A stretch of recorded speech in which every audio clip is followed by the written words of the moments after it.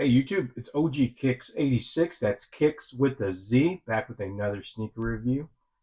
As always, just a quick disclaimer, my channel is not about hype. It is more to help you make a buying decision on a sneaker. So hopefully this helps you make a decision one way or another. So we'll go ahead and get right into it. Today what I have here is going to be the Air Jordan 4, and this is the Undefeated collaboration. This came out back in August. I was fortunate enough to actually buy these from the Undefeated website. I've just kind of put in. I've never bought anything off of there, so I was really thankful because I know that people were going after these pretty good. So let's go ahead and take a look at it. So let's look at the box first. Since this is a collaboration, there is a special box and then also tissue paper on the inside. As you see that logo there, just signifying, I guess it's been 20 years since the original collaboration. So we'll go ahead and start looking here at the label, Air Jordan 4 Retro OG SP, and then the color deep green slash Clementine black. So let's go ahead and get this thing open.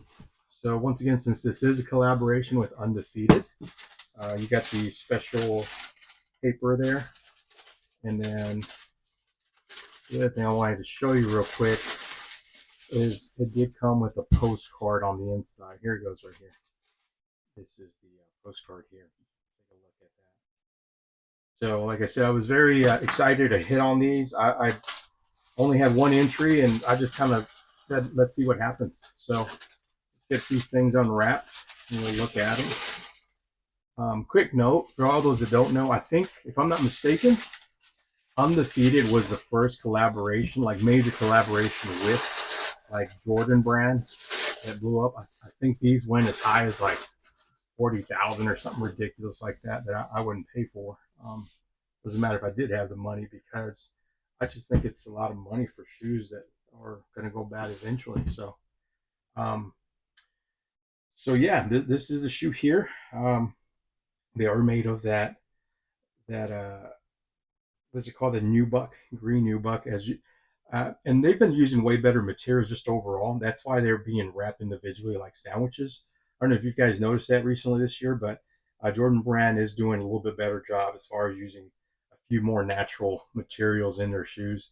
And the reason they do that with the paper is because since it is a natural material, it'll tend to leak, get the color leaking, or a little bit more susceptible to scratching, things of that nature.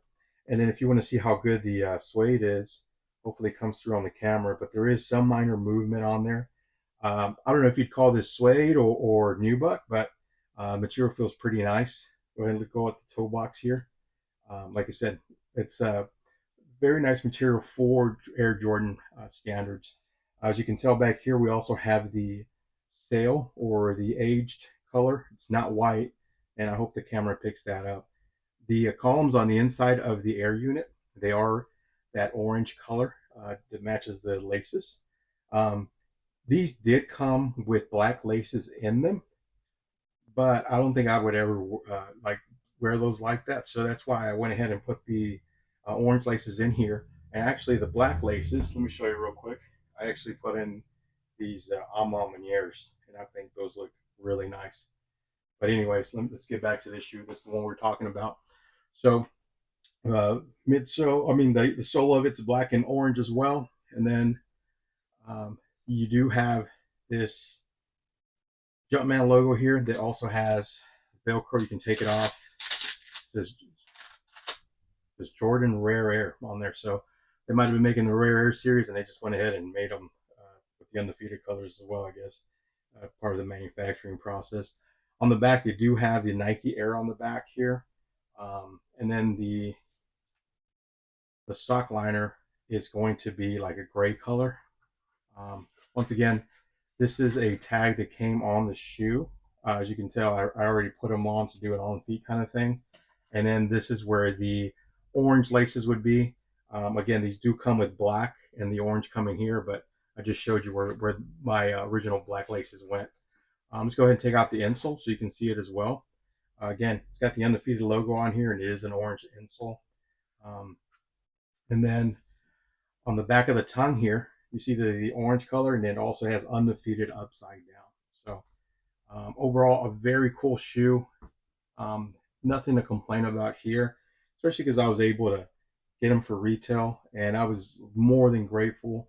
For transparency, I don't. The reason I wanted this shoe is not so much because of the hype or the collaboration, but of the color scheme. As I've gotten older, green and orange have really kind of popped for me in colors. And if you stay tuned for the whole video, I got a little surprise for you towards the end, so you can see that I'm not lying when I tell you that green and this orange combination is really big. More specifically, this military green. But both shoes are exactly the same. Versatility on these. I mean, I think you can wear these pants, shorts, sweats. So I really like that. This green really matches with a lot of stuff.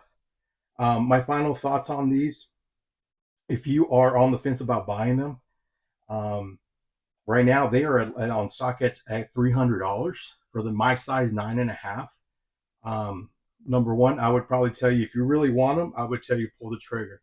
The only reason is because I think it's been like 20 years since these released, and I really don't know when they're going to release again, especially with the way the sneaker industry is right now. Obviously, when they do a collaboration, the price point is going to be higher because they've got more people to pay. And then the other part about it is whether you like it or not, resale does affect what a company like Nike does. You know, it's just facts, man. You know, if nobody was going after it, then nobody would buy it. Then they know that if the resale isn't through the roof, then it's something where they want to let the hype build up. So that's the only reason I would tell you, hey, if you want them at $300, I would probably go ahead and pull the trigger. And this is somebody that I would rarely pay over retail for a sneaker, and if I do, it's very minor. I'm talking about maybe $40, $60. So this is one, like I said, just because of how limited probably the next production run is going to be, or if they ever do it again, which I have no idea. And if it's something that you're really wanting, I would probably tell you go for it. Um, so just so you can just so you know that I wasn't pulling you guys' legs on how much I really like green color shoes with that orange on them. I just had to pull these out because look, here we go. So this is a gift. These are Nike Bayous. A friend gave these to me. These are just the Jordan 10s camo. These are probably some of my favorite. These are Air Jordan 3s. These came out about maybe 4 or 5 years ago, maybe. So I absolutely love these as well.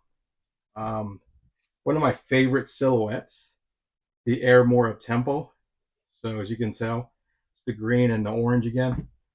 Again, some more Air Up Tempos. You got that dark green and black. Air Jordan 4s. I think these came out last year. This is before I never even thought I'd be able to hit on that. So if I had a crystal ball, I probably wouldn't have bought these. But you know, I mean, it is what it is. Maybe those will be my beaters. And then these are the CP3 Air Jordan 12s. So again, like I said in the beginning of the video, it's not so much that I love it wasn't because of the hype. It's more for me because of the actual color scheme of the shoes that I really like. And like I said, I went into it knowing that I would probably get an L, so I'm really appreciative that I was able to hit on it. But overall, like I said, this is an awesome shoe. Let me know what you think about the shoe. Is it something you would pay over resale for? Is it a grail? Why do you really like this shoe? Like I said, it comes with a lot of hype, but sometimes people buy things not so much because of the hype, but just the way they look. So, and like I said, my sneaker channel is always going to be about wear what you want, man. I'm just here to hopefully give you my thoughts on it, and then you know, you make the final decision. So anyways, that's it for me. I'll see you on the next sneaker review. OG Kicks with the Z 86. See you next time. Take care.